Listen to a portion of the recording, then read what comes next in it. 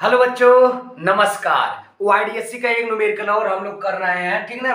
JEE main का numerical हमारे पास बात करेंगे। देखिए दिया है, in a Y D S E experiment the slits are separated by 0.3 millimetre and the screen is 1.5 metre away from the plane of the slit.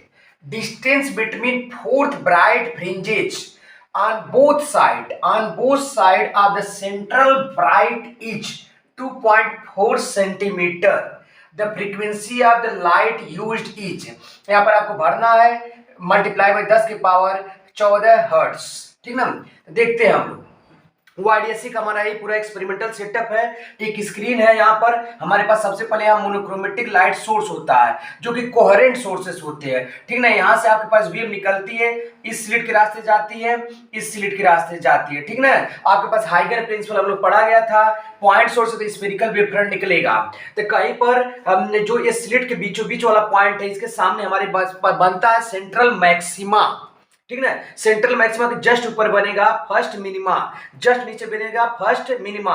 इसी तरह फर्स्ट मैक्सिमा, फिर second maxima, third maxima, fourth maxima, ऐसे मिनिमा भी first minima, फिर second minima, third minima, fourth minima, ऐसे बन रहा है। Minima maxima, minima maxima, minima maxima, ऐसे है, ठीक ना।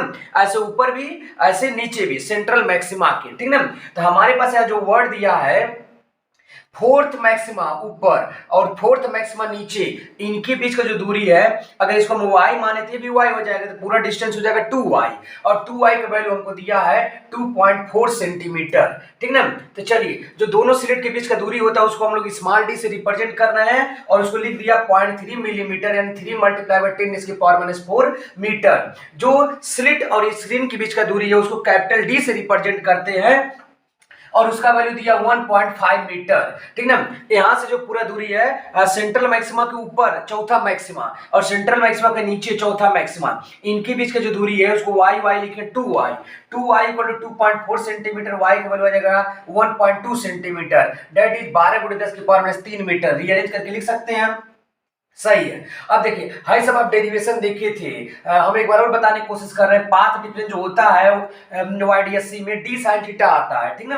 पाथ डिफरेंस हमारे पास है डी साइन थीटा, और अगर मैक्सिमा चाहते हैं तो पाथ डिफरेंस होना चाहिए एन लैम्डा के बराबर, यानी डी साइन थीटा हो जाए एन लैम्डा। यहाँ पर जो एंगल होता है हमारे पास अप्रोक्सीमेशन लेते, बहुत छोटा एंगल है, तो for very small angle sine theta को टेन थीटा से रिप्लेस कर दिए थे हम लोग, है नहीं। और यहाँ पर अगर आप मान लीजिए इसको यहाँ से मिला दिए आपने ऐसे, तो एक राइट एंगल ट्रायंगल बनेगा। इस एंगल को अगर थीटा मान लें तो ये वाली दूरी आपके पास y है और ये आपकी d है और ये y है, जैसे tan थीटा लिखे तो क्या आ जाएगा y by D, y by D. तो यहाँ से लिख दिया गया tan थीटा जगह y बाई डी, और यहाँ से y निकाला गया तो y बराबर आ गया n lambda capital D upon small d. इसी को कहते हैं y ब्राइट, ब्राइट बोले या मैक्सिमा बोले, मैक्सिमा की लोकेशन बताता है सेंट्रल मैक्सिमा से, ठीक ना।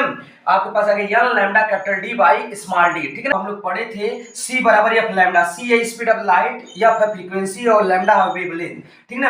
यहाँ से अगर आप लैम्डा लिखे, लैम्डा इक्वल टू आ जाएगा c बाई एफ, ठीक ना।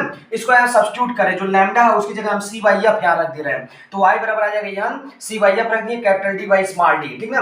तो यहाँ से अगर आप रीअरेंज करें, हमको एफ निकालना था, एफ इधर करिए y इधर करिए, तो एफ बराबर आ जाएगा n C D upon y d. अब देखिए सब के सब वैल्यू दिया, हमको कौन सा मैक्सिमा चाहिए, फोर्थ मैक्सिमा, एन की जगह 4 सब्स्टिट्यूट करिए।